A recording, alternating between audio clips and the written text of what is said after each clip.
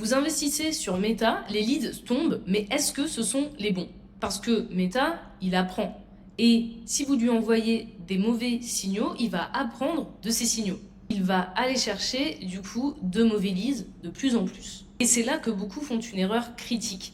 Envoyer tous les leads au pixel sans filtrage. Aujourd'hui, je vais vous montrer pourquoi c'est un problème et comment le corriger avec une stratégie simple. Le lead scoring avec Typeform et l'API Meta. Et croyez-moi, une fois que vous appliquez ça, la différence de qualité est flagrante. Pour ceux qui débarquent sur cette chaîne, je m'appelle Ludivine Soiret, je suis la cofondatrice de l'agence Many Leads qui depuis 2021 aide les entreprises à générer des leads grâce aux publicités Meta, donc Facebook et Instagram. Donc tout ce que je vous partage sur cette chaîne et dans cette vidéo, c'est le fruit du travail réel qu'on fait sur nos clients. Alors, pourquoi c'est un problème d'envoyer tous ces leads au pixel et de comptabiliser tous ces leads sans exception? Meta optimise vos campagnes en fonction des conversions qu'il reçoit. Donc si vous déclarez chaque lead comme une conversion et que ces leads sont peu qualifiés, Meta va chercher des profils similaires. Et là, on rentre un peu dans un cercle vicieux où vous gaspillez du budget sur les mauvais prospects, mais à la fois vous dépensez ce budget pour nourrir le pixel de ces mauvais prospects. Donc un petit exemple client, une campagne de génération de leads pour du coaching premium en e-commerce. On envoyait tout au pixel, sans distinction. Résultat, on avait un coût par acquisition correct, mais un taux de no-show extrêmement élevé en rendez-vous, 70% de no-show. Donc on payait Meta pour qu'il aille chercher en fait des touristes qui n'étaient pas du tout intéressés ou n'avaient pas le budget. Donc ce qu'il faut le faire, on s'est dit, c'est de filtrer avant que le pixel ou l'API ne reçoivent la data. Et c'est exactement ce qu'on a fait avec le lead scoring. Alors comment on fait ce filtrage concrètement? C'est ce qu'on voit maintenant avec Typeform. Typeform, c'est un outil de formulaire intelligent, assez facile à prendre en main, que vous pouvez utiliser dès maintenant. Il vous permet d'attribuer des points selon les réponses du prospect. Donc vous devez poser des questions stratégiques dans le formulaire Typeform. Exemple, quel est votre budget marketing mensuel? Êtes-vous le décideur final? Avez-vous déjà investi dans ce type de solution? Donc ça, c'est des questions que nous, on pourrait poser sur un Typeform, sur une page d'opt-in de notre tunnel. Et chaque réponse, donc selon la réponse, chaque réponse donne un score différent, des points, et donc un score différent au final. Et ce score, il nous permet de classer nos leads. Le lead A, B, C, D. A et B sont ceux les plus susceptibles de convertir et C et D les moins susceptibles. Vous avez deux options de placement pour placer ce Typeform, dès l'entrée à la place de la page d'opt-in ou alors après l'opt-in, vous proposez un bonus ou un filtrage supplémentaire pour accéder à votre contenu et donc là, vous pouvez ajouter le Typeform derrière une page d'opt-in où vous avez demandé par exemple que l'email et le prénom ou l'email, prénom, numéro.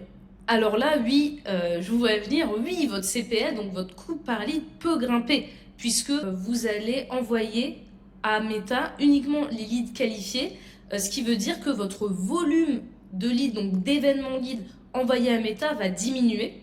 Donc forcément, vous allez, là où vous achetiez, je ne sais pas, imaginons, ça dépend de votre industrie, mais vous achetez sur la plateforme pour 10 € un lead, peu importe la qualité, peut-être que là, vous allez acheter un lead 20 €.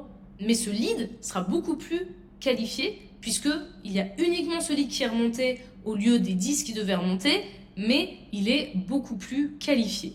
Donc ce que vous devez regarder, ce n'est pas votre CPL. Et d'ailleurs, nous, chez Many Leads, on ne pilote pas nos campagnes au CPL, c'est une métrique qu'on regarde, qui rentre dans notre équation, mais on regarde surtout le RPL, le revenu par lead. Parce que certes, votre CPL va augmenter, mais je peux vous dire que votre revenu par lead va lui aussi augmenter.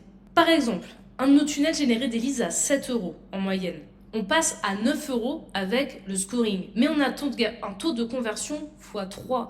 Donc résultat, on a doublé notre ROI. Donc maintenant que vous avez les bons leads, il faut dire à Meta, il faut communiquer à Meta les leads dont il doit apprendre, les leads qu'il doit aller chercher. Et là, voici l'erreur que 90% des annonceurs font. Ils taguent tous les leads comme lead Meta, même les mauvais.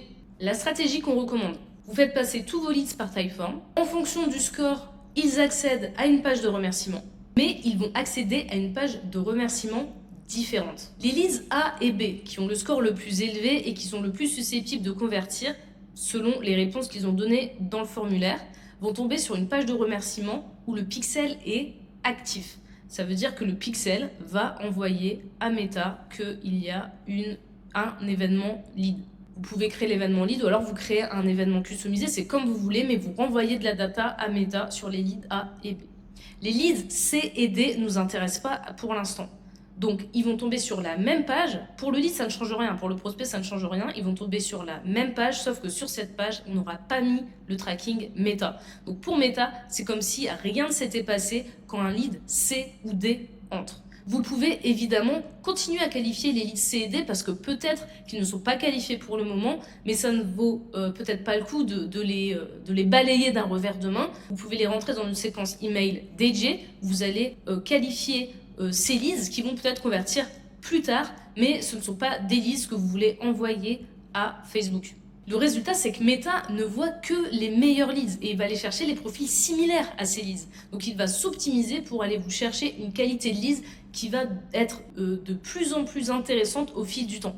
Avec cette technique, vous n'avez pas besoin d'un développeur, de devoir coder. Vous envoyez juste sur une page où le pixel est mis et une autre page où le pixel n'est pas mis.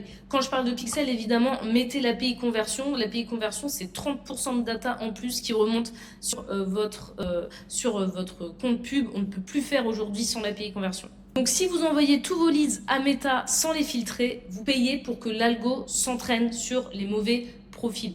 Avec cette technique de lead scoring et d'API, Meta, vous reprenez le contrôle. Et surtout, vous scalez avec de la vraie data utile. Si cette stratégie vous a ouvert les yeux, abonnez-vous, activez la cloche, mettez un petit pouce pour la force et on se retrouve dans une prochaine vidéo. C'était Ludi pour la qualité.